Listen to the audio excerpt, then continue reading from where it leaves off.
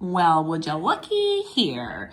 This number right here, we are asked in our ASVAB materials for arithmetic reasoning to look at which one is expressed in scientific notation format. I just happened to be doing this today in my summer school class. So if you're in my summer school class, let me know you know the answer to this question, I hope.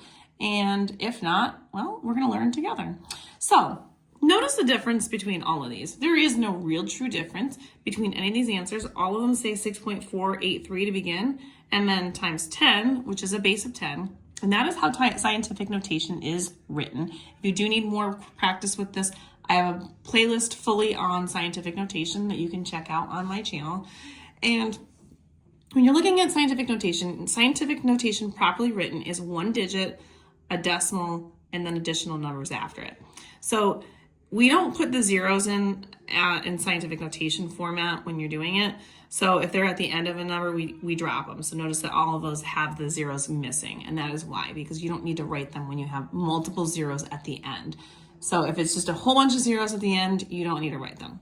Now, they are always times the base of 10, and then basically the numbers that you see here just represent how many hops you need to take in order to get that decimal in between those two numbers, in this case, the 6 and the 4.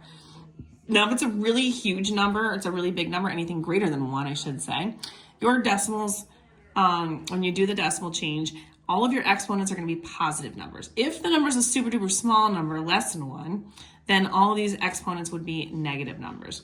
So there is no decimal here. So what we are going to do is place the decimal where it belongs. We don't write it, but it goes there at the end of the number. So if you don't see a decimal, it's there. We just don't typically write it. Now, all I'm going to do is count my little hops to get over here to this point. So we're just going to go 1, 2, 3, 4, 5, and 6. That's where the decimal goes. This was 6 hops.